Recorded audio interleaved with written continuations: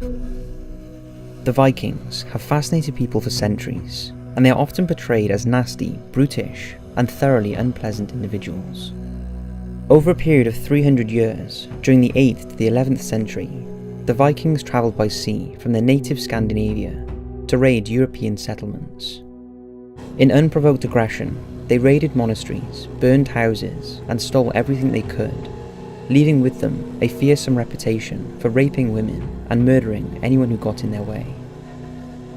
In modern times, there are countless films and books written about these powerfully built men marching into battle with their horned helmets, proved to be untrue, and wreaking havoc on who and whatever crosses their path.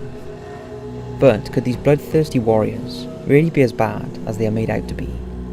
For all of you out there who love the Vikings TV show, you're going to love this episode, because here are 5 of the most brutal torture methods and rituals used by the Vikings, and I'll leave you to make up your own mind on how barbaric you think they were. Before we dive in, I want to let you know that this video is proudly sponsored by none other than Vikings War of Clans, an awesome mobile app that is not only about clan battles, but nation versus nation combats, which makes it such an awesome and fun game to play. If you know how to manage people, you can opt to be a clan leader and reign your own empire. If you have a killer instinct, you can annihilate your enemies. And if you're an economist, you can use your skills to build a cool, prosperous city. Install the game now using the links in the description, and it will take you straight to the App Store. You will not only be helping me and the team out with all this crazy ad nonsense going on, because trust me, this torture video is going to be demonetized straight off the bat, but I'm also sure you'll enjoy the game. You also get 200 gold and an initial protection shield for using the link. Me and Vikings are also doing a little giveaway for this video, a new iPhone X and a brand new MacBook Pro. If you want to get the iPhone X, download Vikings from the links in the description and upgrade your palace to level 5. If you want to win the MacBook Pro, just get to the highest level till the end of the month. For more information, and if you want to take part, then click on the Instagram link in the description. The giveaway is on the 30th of February and is completely free, so don't miss out. Let's get into this. The Snake Pit. It's thought that several famous leaders from the Viking era, most notably Ragnar Lodbrok, the legendary Viking commander, who is thought to have become the scourge of France and Britain, met their death by a particularly nasty form of execution, the Snake Pit. Early history is lacking evidence to piece everything up, but after being captured by King Ella of Northumbria, Ragnar was allegedly thrown into a deep pit full of starving venomous snakes, most likely puff adders. This would have been a particularly drawn-out death, as the victim would be tied down and unable to move, allowing the snakes to slither and attack their body. The venom from several different kinds of snake bites, depending on the territory, would radiate through the victim's body, causing them to swell and die a painful death. On average, it takes around 5 to 10 bites from a puff adder to kill a grown man. Now, like much of Viking history, like I said, the evidence is patchy, and some historians like to believe the Snake Pit has been made up over the years to accentuate the Vikings' brutal behaviour. However, writings and drawings very much suggest that snake pits did exist.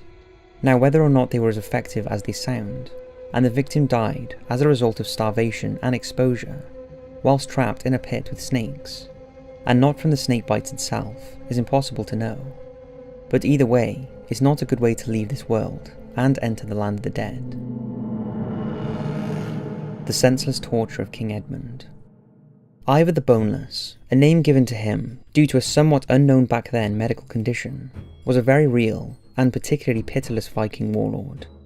Son of Ragnar, Ivor ruled over the area of modern Denmark, Norway and Sweden, before becoming the leader of the great heathen army that raided England in 869. A demonstration of just how brutal Ivor could be was when he ordered the torture and execution of Edmund the Martyr, who was king of East Anglia from 855. In 870, Edmund fought Ivor the Boneless and his brother's army in Suffolk, England. When the Vikings returned with increased troops, he tried to avoid a fight and disbanded his army. On his way to retirement, he was captured and refused to renounce his faith. After a beating with cudgels, he was tied to a tree, and Ivor asked his men to use the king's back as target practice. King Edmund was pelted with arrows that stuck out of his back like a porcupine, but he was still alive, so Ivar cut off his head and threw it into the bushes. His remains were later recovered by his people, who allegedly followed the cries of an ethereal wolf who led them to him. The much-loved king was buried in a wooden chapel near to where he was killed. Relics were then moved to St. Edmundsbury, where an abbey was later built that still stands to this day. Every November, a feast is still held in his honour in that area. Not a great time to be born, especially born female. When a Viking baby was born, it was the tradition for the father to be present, and for the baby to be born at home. However, the infant would not be accepted into the family, or even considered a person, until after its naming ceremony, which was performed by its father 9 days after birth. These 9 days were a life or death period for the child, as it was during this time that it would be decided whether it would live or die. If the baby showed any sign of deformity, illness, or if its parents were too poor to look after the child, and they couldn't sell it to a better off family, it wasn't uncommon for the child to be thrown down a well, where it would either die from its injuries or starve to death. If the child was lucky enough to reach its naming ceremony alive, it still wasn't safe, as infant mortality at that time was high, and young children often died before they reached their 5th birthday. If they became ill, it was likely they would also be thrown down a well, or left out in the open for the elements to kill them. Now to us, this may seem barbaric, but the Vikings seen it as an act of mercy, as any child trying to survive with any sort of illness or defect would suffer greatly. They felt it was better to give the child back to the gods. It's not sure why Ivar the Boneless was not killed at birth due to his deformities, but as you'll know, he went on to become one of the most feared Viking leaders and commanders. Being a male most likely helped Ivar, as there is evidence that there was a high number of female infants and children killed. Experts have recently looked at suggestions that the shortage of females amongst the Vikings may have been caused by selective female infanticide. Some have even speculated that this was the reason they travelled from their homes to parts of Europe, not to rape and pillage, but to search for wives to keep their lineage going. Grotesque funeral rituals and afterlife torture. It seems the Vikings had many different funeral and burial rituals, all aimed at leading the dead to the afterlife. The drive behind some of their bizarre funeral rituals was fear, in that if they were not sent off happily to the afterlife, they would come back as revenants and haunt the living. For the lower classes, this meant a proper burial with the dead adequately prepared for the next life. Sometimes that involved them having body parts and limbs cut off, or being buried with animals. But for kings, and the most important people in Viking society, a far more elaborate ceremony was performed. Much like the Egyptians, the Vikings believed in sending their dead off with all of the possessions they would need for the next life.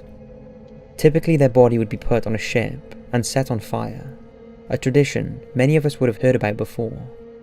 Although it was not always pushed out to sea as most believe, it was left on the land, marked out with a perimeter of stones. If you happened to be a slave or wife of the deceased, then it was your duty to join them in the afterlife, even though you were still very much alive. It sounds crazy, but most of the time they were quite willing to do this. They strongly believed that their lives were already mapped out, and that whatever happened was inevitable. Basically, if death came tomorrow, it was because that was their destiny from birth. However, it's believed that on occasions a more macabre ceremony was performed, one that was usually set aside for Viking chiefs. The chief's body would initially be placed in a grave and left there for several days, until new clothes were made for him. During this time, a slave girl would volunteer or be chosen to join her master in the afterlife. She would be given copious amounts of alcohol, rendering her almost unconscious, before being passed around all the local men in the village who would rape her. Finally, as if that wasn't bad enough, she would be forced to sleep with 6 Viking warriors, then violently strangled and stabbed. Other warriors would stand outside and bang their shields to drown out the sound of her final screams as she was murdered. Her body would then be placed alongside the dead chief on a wooden ship which would be set alight. But it seems not all the dead were even left to rest after they passed.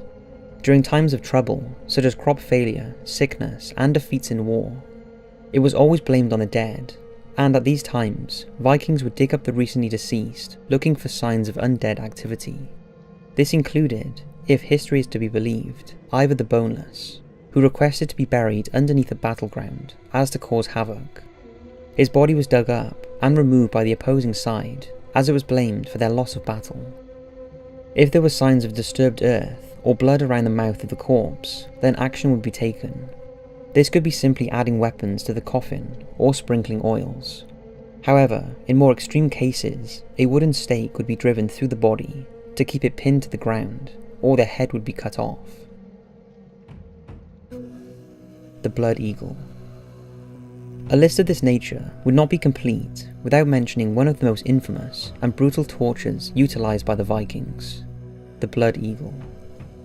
The Blood Eagle is one of the vilest and slowest torture methods ever described, and even the Vikings only used it against their most notorious enemies, or as a ritual sacrifice to Odin, the god of war and death, and the All-Father of all the Nordic gods.